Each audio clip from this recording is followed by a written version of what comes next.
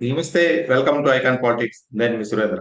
అయితే ఇటీవల ఏపీలో కేబినెట్ సమావేశం జరిగింది. ఈ కేబినెట్ సమావేశానికి డిప్యూటీ ముఖ్యమంత్రి పవన్ కళ్యాణ్ గారు గైర్ హాజరయ్యారు. ఇదే విషయమై అంటే అక్కడ ఏం జరిగింది ఏంటో తెలియదు. బయటకు తెలిసిన విషయాలు ఏంటంటే పవన్ కళ్యాణ్ గారు ఫోన్ చేశారు. ఆ, పవన్ కళ్యాణ్ గారు ఫోన్ లిఫ్ట్ పవన్ కళ్యాణ్ గారికి ముఖ్యమంత్రి చంద్రబాబు నాయుడు గారు ఫోన్ చేశారు. ఫోన్ లిఫ్ట్ చేయడం జరగలేదు. అయితే నాదెండ్ల మనోహర్ గారు పవన్ కళ్యాణ్ గారికి ఆరోగ్యం బాగాలేదని చెప్పడం జరిగింది అని చెప్పి నేను అన్నాను. అయితే ఆ తర్వాత 2 రోజులకే పవన్ కళ్యాణ్ గారు దీక్ష యాత్రలు చేస్తున్నారు. అంటే ఆ సనాతన ధర్మం గురించి తమిళనాడులో గుళ్ళను దర్శించుకోవడం జరుగుతుంది. అయితే ఈ విషయంపై కాంట్రవర్సీ నడుస్తుంది ఇప్పుడు. ఆ ఇదే విషయంపై మనతో మాట్లాడడానికి కొండపల్లి గౌతమ్ గారు ఉన్నారు. నమస్తే సార్. నమస్తే. సార్ సార్ ఇది ఎంతవరకు వాస్తవం? ఇది సోషల్ మీడియాలో నడుస్తుందా లేకపోతే నిజంగా జరిగిందా? చెప్పండి సార్. దీంట్లో వాస్తవాలు ఎంతవరకు ఉన్నాయి? ఆ, నిన్న మొన్న జరిగిన క్యాబినెట్ మీటింగ్ కి పవన్ కళ్యాణ్ అటెండ్ కాలేదు. అవును సార్. ఆ తరువాత మంత్రులు కార్యదర్శులతోటి మరొక సమావేశం జరిగింది. దానికి కూడా అటెండ్ కాలేదు పవన్ కళ్యాణ్. ఏమిటి అని చంద్రబాబు నాయుడు ఇప్పుడు పంచాయతీరాజ్ లో వచ్చినప్పుడు దాని గురించి మాట్లాడుతా పవన్ కళ్యాణ్ గారు లేరు. ఏమిటి మా మనోహర్ గారు ఏంటి, నేను ఫోన్ చేశాను ఆయన లిఫ్ట్ చేయలేదు అని ముఖ్యమంత్రి గారు అడిగితే, ఆయన తీవ్రమైన నడుము నొప్పితో బాధపడుతున్నారండి. ఆ, మరి ఆయనకి ఇంకా అంటే ఆరోగ్య పరిస్థితి కనుక్కోవటానికి నేను కూడా చేశాను, ఆయన మాట్లాడలేదు అనే విషయాన్ని ముఖ్యమంత్రి చంద్రబాబు నాయుడు గారు అన్నారు అనేది వార్తాపత్రికల్లో కూడా వచ్చింది. మరి ఇప్పుడు సోషల్ మీడియాలో అంటే అత్యుత్సాహపరులు ఏదో చేస్తున్నారనో, లేదు వైఎస్ఆర్ కాంగ్రెస్ పార్టీ సోషల్ మీడియాలో కానీ లేకపోతే వాళ్ళ తాలూకు జర్నలిస్టిక్ అవుట్లుక్ లో నుంచి వచ్చే ఈ న్యూస్ లో కానీ ఏమనంటే ఏదన్నా అబద్ధం ఉందేమో అని అనుకోవచ్చు. కొంచెం ఆంధ్రప్రదేశ్ రాష్ట్రంలోనే రిలయబుల్ మీడియా సోర్స్ అని అంటే అది ఈనాడు. ఈనాడు ఖచ్చితంగా రిలయబుల్ మీడియా సోర్స్. అందులో వచ్చింది. నేను మా నేను మాట్లాడి నేను ఫోన్ చేస్తే ఆయన ఎత్తలేదు అనేది. ఎత్తకపోవటానికి కూడా చాలా రీజన్స్ కనపడుతున్నాయి కదా. ఇప్పుడు పవన్ కళ్యాణ్ నేను సగం ముఖ్యమంత్రి నన్ను అనుకుంటున్నాడు. డిప్యూటీ సీఎం అని అంటే సీఎంలో హాఫ్ సీఎం అనేది ఆయన ఫీలింగ్. ఆయన పంచాయతీరాజ్ మినిస్టర్గా ఉన్న ఆ మినిస్టర్ ఉన్న హోదాని ఎంజాయ్ చేయట్లా, అటవీ శాఖ ఉన్నదాన్ని ఎంజాయ్ చేయట్లా, గ్రామీణాభివృద్ధి ఉన్నదాన్ని ఎంజాయ్ చేయట్లా.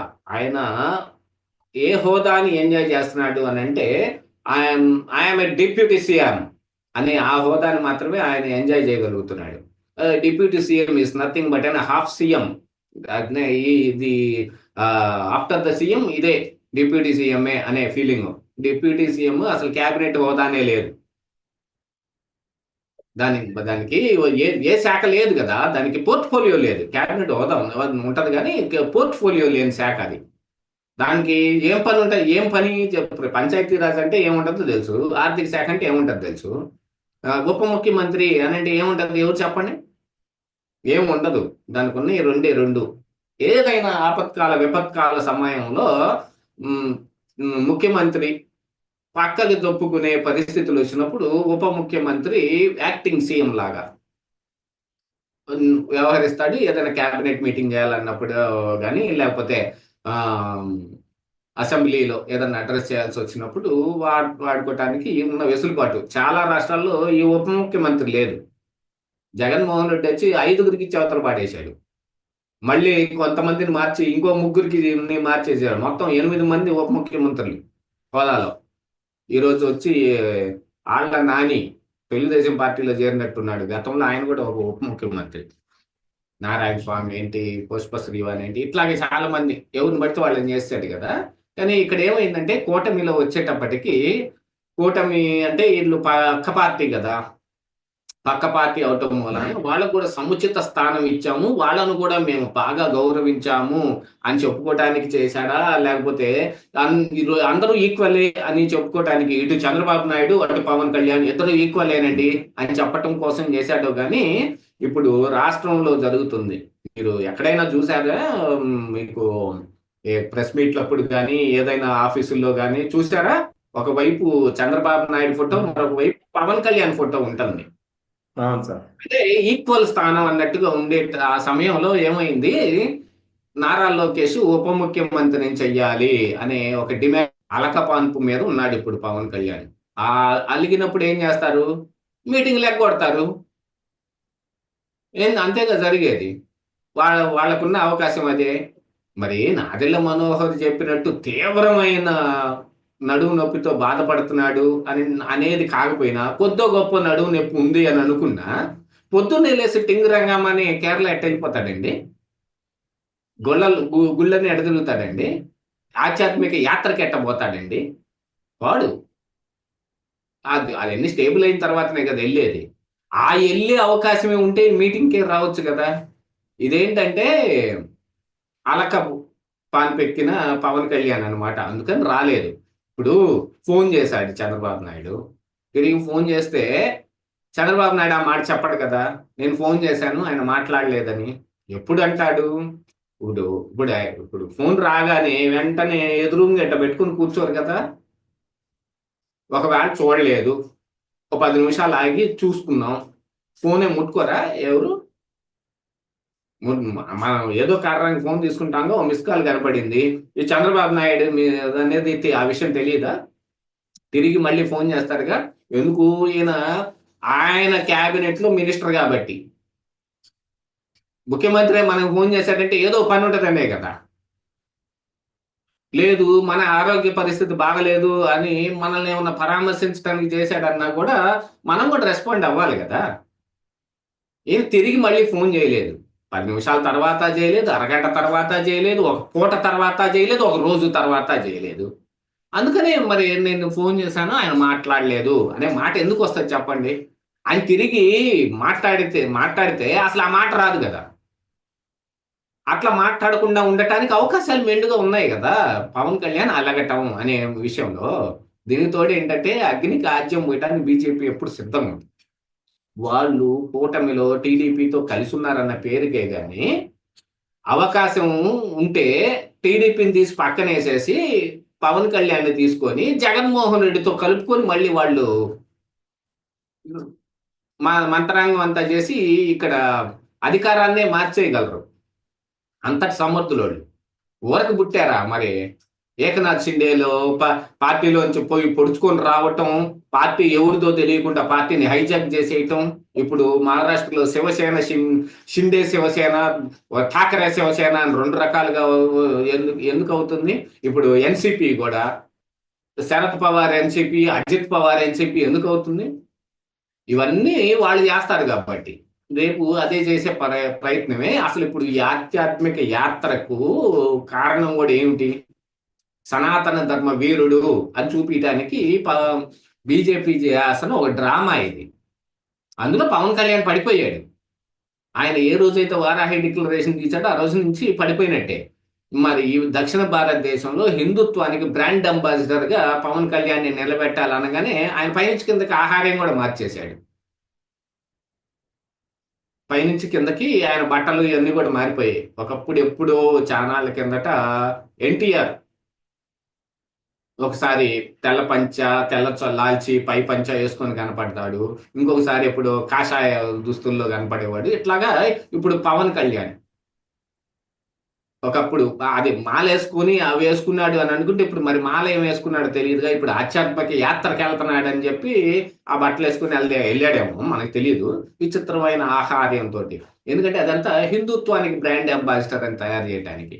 ఎందుకంటే దక్షిణ భారతదేశంలో బీజేపీ యొక్క హవా అలాగా హిందుత్వం పేరుతోటి పాకితే వాళ్ళు వాళ్ళకున్న అధికారాన్ని అట్ట కొనసాగింపుగా ఎళ్తారు. ఈ కాంగ్రెస్ పార్టీకో, మిగతా పార్టీలకి అవకాశం లేకుండా జేయటానికి. ఇప్పుడు దానికి పవన్ కళ్యాణ్ వాళ్ళకి వంత పాడతారు. ఇప్పుడు ఈ యాత్రలు మొత్తం జేస్తున్నాడు. చేసే దాంట్లో ఇప్పుడు మళ్ళీ చిన్నగా కూటమిలోని ఇలాంటి పొరపచ్చాలు రావటం మొదలుపెట్టాయిగా. యాక్చువల్‌గా చెప్పాలంటే ఇవన్నీ డ్యామేజింగ్ అంశాలు. అవును. ఉప ముఖ్యమంత్రి లోకేష్‌ని చెయ్యాలనే వచ్చిన ఇది గావచ్చు, దాని మీద ఆయన అలక గావచ్చు. పార్టీలోను అటు టీడీపీలోను, ఇటు జనసేనలోను కూడా వాళ్ళు సర్క్యులర్ రిలీజ్ చేశారు. దీని గురించి ఎవ్వరు మాట్లాడినా పార్టీ నుంచి ఔట్ అన్నారు. వాళ్ళు కూడా మాట్లాడటం లేదు, కానీ వాళ్ళు మైండ్లోంచి ఆ విషయాన్ని తీసేలా ఏదో కారణానికి మరి లోకేష్ ను ఉప ముఖ్యమంత్రి చేయాలని ఇటు ఉన్నట్టుంది.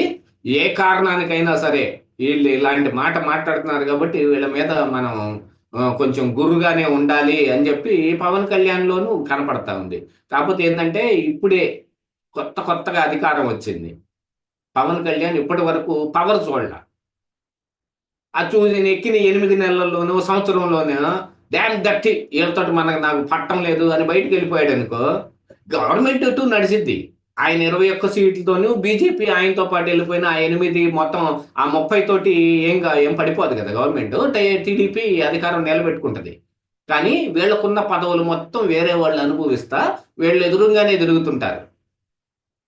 వీళ్ళు ప్రధాన ప్రతిపక్షంగా అవతరించి వీళ్ళు ఒక చాటు కూర్చొని వాళ్ళ ఆ అధికారం అనుభవించేది మొత్తం కళ్ళెదురుగా చూస్తుండాలి. అందుకని ఇప్పుడే పోతాడా అనే దాంట్లో అయితే సందిగ్ధమే ఉంది. పోడని అనుకుంటున్నా నేను. చిట్ట చివరికి పోతాడు. కూటమిలో ఎప్పుడు పొరపచ్చాలు వస్తాయి. అసలు ఎన్నికలు వచ్చినాయి అంటేనే వీళ్ళు ఉండరు. అంత సజావుగా ఆ రోజు దాకా మెదలకుండా ఉన్నా కూడా ఎన్నికలు రేపు వస్తున్నాయి అనగానే వీళ్ళు కలిసి ఉండరు. ఉండే అవకాశం ఉండదు. ఎందుకంటే ఎవడు కూడా పరిగెత్తాడు. వీడి మీద కాస్త బురదేసి వాళ్ళు బయటికి వెళ్ళిపోతారు. వాళ్ళ మీద బురదేసి వీళ్ళు ఎన్నికలకి వెళ్ళిపోతారు. ఇలాంటివన్నీ జరుగుతుంటే ఎన్నిసార్లు జరగలేదు. కూటమి అని అంటే ఎప్పుడైనా బద్దలైపోవడానికి సిద్ధంగా ఉన్న ఒక కొండ. అది గాల్లో ఇట్ట ఏలాడుతూ ఉంటది. ఈ వాళ్ళు వదిలేస్తారు, వీళ్ళు వదిలేస్తారు, ఆ డామని బయలుది ఏదో రోజు. ఆ ఎన్నికలు వస్తే గ్యారంటీ వదిలేస్తారు. అవి ఏంటంటే ఇంత ముందుగానే వస్తాయా అనే డౌట్ ఉంది, అంతే, ఇంకేం లేదు. పవన్ కళ్యాణ్ ఏం చేస్తాడు ఇప్పుడు? బయటికి వెళ్ళిపోతాడా? ఇందులోనే ఉంటాడా? ఇక్కడే ఉండి చివరి దాకా పంటి బిగున తనకున్న ఆవేశం మొత్తం అంచుకొని అధికారాన్ని మొత్తం కొంచెం కైవసం చేసుకున్న దాకా ఈ పార్టీని కూడా బలోపేతం చేసుకున్న తర్వాత వెళ్ళిపోతాడా? బీజేపీ ఏం చేస్తుంది? వీటన్నిటి మీద ఆధారపడి ఉంది ఇప్పుడు. మరి అందుకనే మరి పవన్ కళ్యాణ్ ఫోన్ ఎత్తలేదు అని అంటే, ఎత్తలేదు అనే విషయం కొంచెం గట్టిగానే వస్తుంది కదా. ఎందుకు కారణం ఏంటంటే అదే ఈ చిన్నగా డిస్టర్బెన్సెస్ స్టార్ట్ అవుతున్నాయి అనేది ఇందులో మనం అర్థం చేసుకోవాల్సింది. 8 నెలలు కూడా అవ్వాలి కదా సార్ గట్టిగా. అంటే స్టేట్ లో చాలా ప్రాబ్లమ్స్ ఉన్నాయి. వాటన్నిటిని సాల్వ్ చేయాలి, కంపెనీలు చూడాలి. ఇలాంటివన్నీ రాకుండా చూసుకుందాం అని కోరుతున్నాను. Thank you sir.